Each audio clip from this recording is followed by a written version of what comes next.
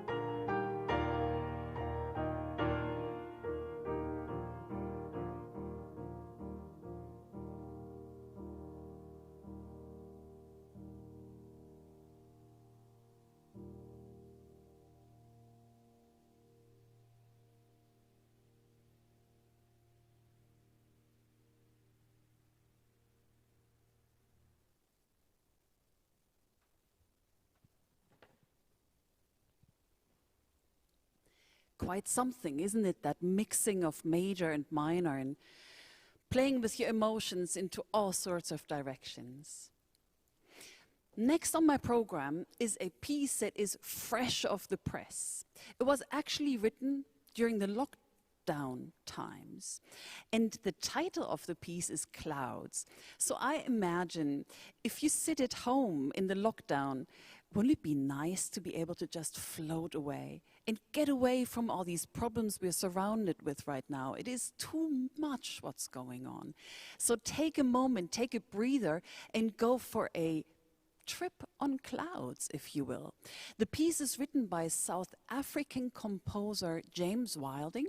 It is, I would say maybe 6-8 weeks old, so fresh off the press. And I will actually use not only an iPad, but also my Turner pedal, which I will show you just now.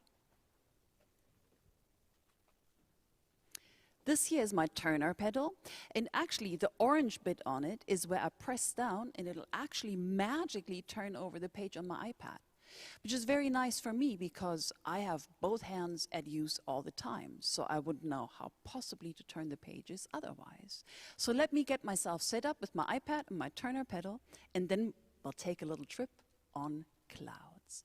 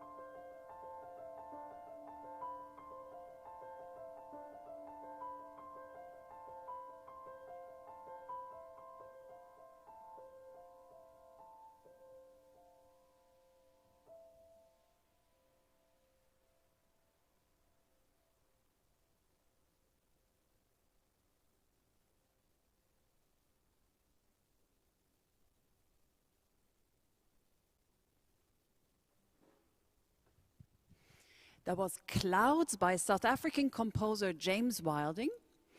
Now, before I go on to my next set of pieces, I'm just going to quickly take that iPad back down and move the Turner pedal away. So I'll be right back.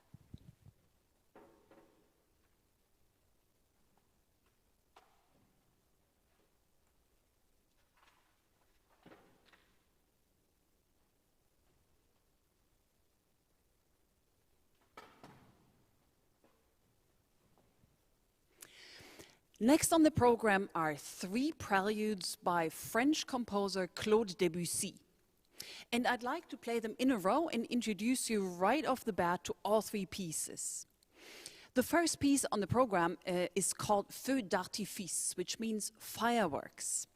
And these were fireworks during Claude Debussy's time, so not as splendid as they are now, but certainly as exciting to the people of the time. So you hear the crackling of the fire and some things going up in the air, and it's quite loud, as a matter of fact. But then at the very end, it becomes quiet, and you'll hear this little tune.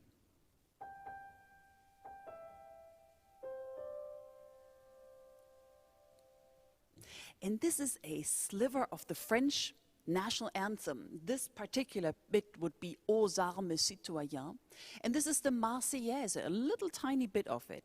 The idea being here, the fireworks have burned down, and suddenly the wind carries to your ear a tiny bit of what maybe a band was playing all along.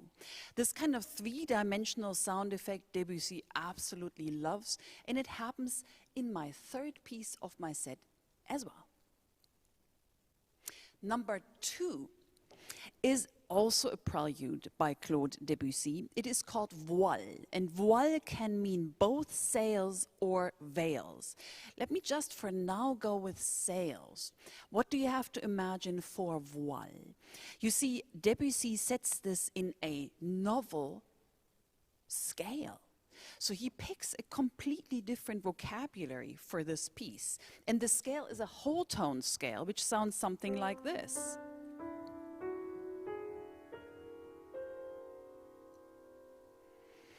Now you see, our Western scale is a mix of minor and major steps, of smaller and bigger steps. And with that, we always know where home base is. But this, as the name says, is a whole tone scale. So it's all whole tones on our keys here. And with that, we have no idea where we are. So it's sort of free floating that way. This piece is written like a Picasso painting would be painted, sharply edged and very abstract in that whole tone scale system. Another thing I'd like to point to you is these low notes, which Debussy uses throughout to depict the ocean depth. So here are the sails in the middle of the piece, in the middle range, that low ocean, and then on top is scintillating light, maybe just a bright sky or maybe the sun itself. So that's Voile, the second piece. And the third one is called Ce qu'a vu le vent de l'Ouest, which means what the west wind saw. Now, that's a prelude as well. What the West Wind Saw, what a funny title, isn't it? Because if you look at the map of France, you will see that on the west, I always have to say on the left, so to the left on the map, there's really just the open ocean. That's the Atlantic Ocean right there. So if we are listening to what the West Wind saw, doesn't that mean stories that were happening on the open ocean? And that's exactly what I think it is. So these are battles, these are refugees, these are people who tried to make it to America. Some made it, others didn't. So there is a lot of pain and suffering and tumult in this piece. And at the end, much like in Feux d'artifice, again, when all the waves have settled down and we have a moment to think, Debussy brings to our ears the strumming or drumming of sounds, maybe somebody playing music on a ship very far away and we hear it over the ocean there. So those are the 3 preludes by Claude Debussy I'd like to share with you tonight. The first one is called Feux d'artifice, which means fireworks. Number 2 is Voile, sails, those sharply edged sails. And then the last one is Ce qu'a vu le vent de l'Ouest, which means what the west wind saw. I hope you enjoy.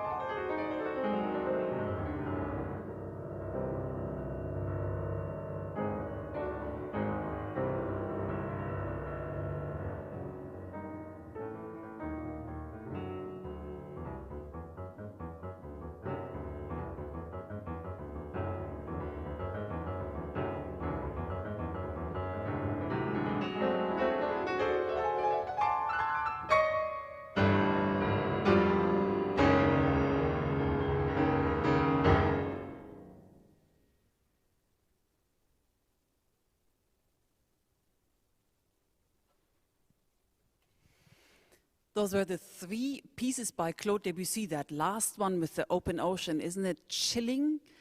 And then fireworks with that little national anthem, and then this stark one in the middle there. Quite something.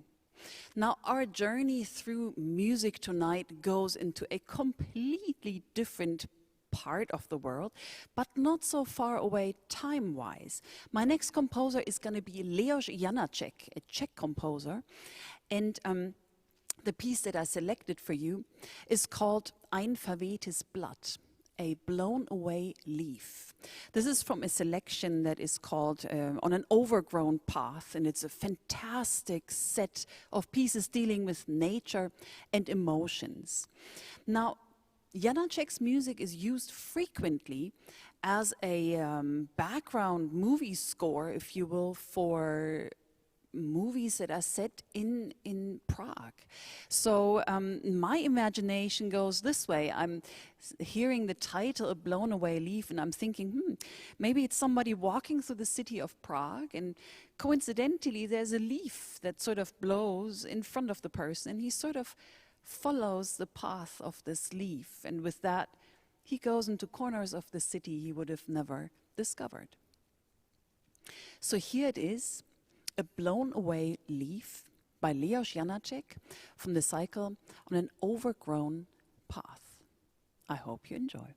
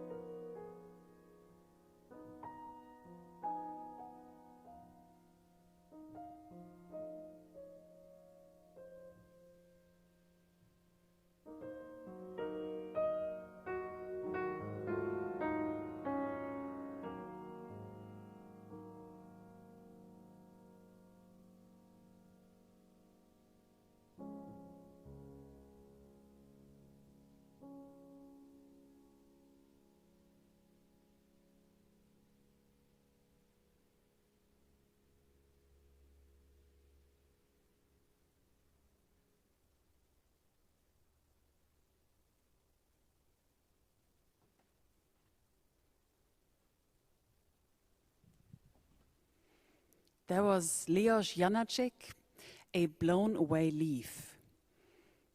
I guess it's not about a leaf, is it? Well, we're moving along, and we're taking it yet into a completely different corner of the world, but again, our time travel is not that far. We're going to America. My next composer is the American composer Charles Griffiths. Now, Charles Griffiths is a turn-of-the-century man living in Manhattan, a well-to-do chap who actually frequented the underworld quite a bit. I'm thinking maybe some opium locales and these kind of roaring 20s kind of things. And he has a good output of repertoire, except it is not played at all. Except for one piece that quite a lot of people know, that's called The White Peacock. Beautiful piece. Now, I thought, let me see if I find something by Charles Griffiths that sort of, I don't know, interests me, that I find quite exciting. And I found a piece that's called The Night Winds. The Night Winds by Charles Griffiths is based on a poem by Edgar Allan Poe. Needless to say, it's gruesome, the poem is, because Edgar Allan Poe just likes that sort of stuff. He writes a poem where he depicts the night as if it's somebody throwing a black paw, as he calls it, a black piece of cloth over a landscape. So here comes nightfall, and the protagonist watches this happening and looks at a lake. And as night falls and the lake turns black, it turns gruesome. Now, Griffiths sets this beautifully. Quite gives me the goosebumps to listen to this rather gruesome piece. And you will hear it is in the same key as my very first piece, in E-flat minor. For those of you who know about key areas, that is a very remote key area. So, here it is, The Night Winds by American turn-of-the-century composer Charles Griffiths.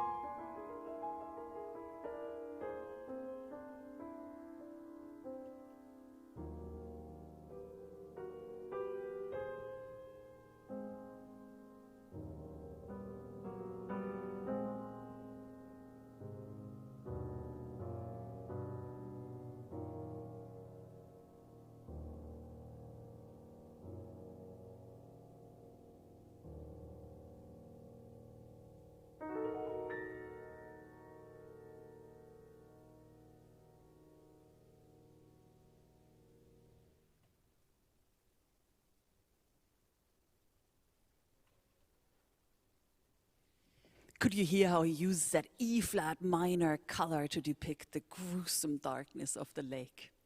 Quite a discovery, I find. My next piece is also by an American composer. Now, this is George Crumb, who was born in 1929. And for this, I will actually need 2 glass tumblers. Not to worry, they're not filled with water. But I have to place those empty glasses right into the piano, and I actually also have to sing.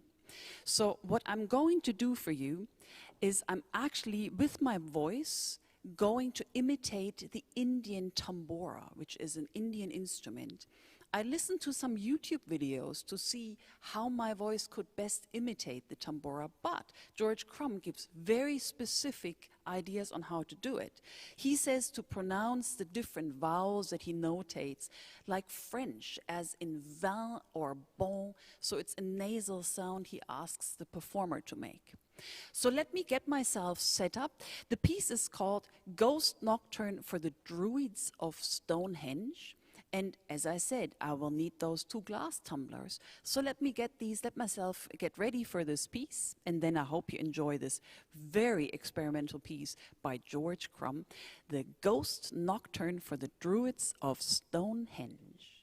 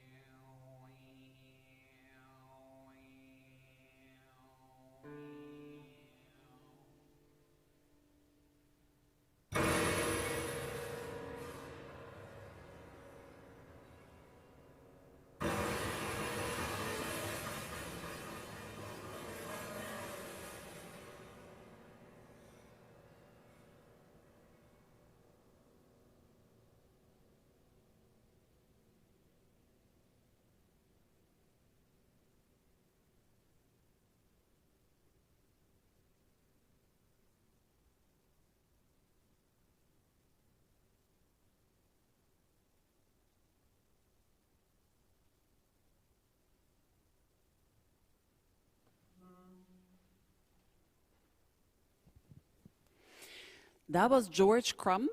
It was called The Ghost Nocturne for the Druids of Stonehenge, for prepared piano, this is called. So 2 glass tumblers of this size, it's specified actually the size is, the human voice, and a grand piano. So let me just quickly unprepare my piano again. and get myself ready and situated for my last piece on tonight's program already. Tonight's program will conclude with perhaps the most famous piece of the actual program lineup. It is Impromptu Fantasy by Frédéric Chopin. Now, Frédéric Chopin, like Franz Schubert, wrote a lot of piano music, and these two pieces, the bookends and the cornerstones of my program tonight, have a lot in common, actually. They have the same build, so there is an ABA, a middle section surrounded by two outer sections. And they also play with that major and minor, which I explained already for the Schubert. So this is of a set of 4 impromptus. As I said, maybe his most famous one, Opus Posthumus number 66. I hope you enjoy Impromptu Fantasy, the last piece on tonight's program already by Frédéric Chopin.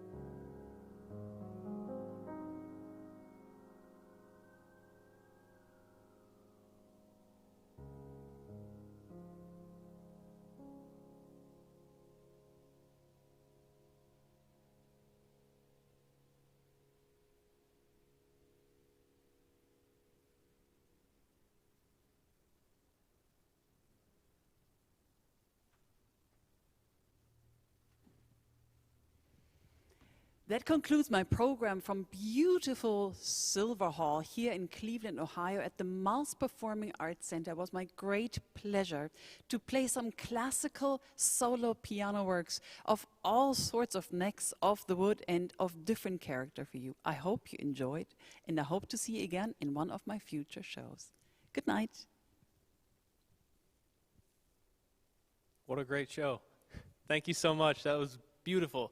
Very eerie being in here by myself listening to this for a little while. No, I had at least one audience. Thank you so much. Thanks so much for tuning in, everybody. We will see you again Sunday night, 8 p.m. right here at Silver Hall. Diana Chichester is going to be here live, 8 p.m. Sunday, case.edu/Maltz Center. We will see you then. Have a good night.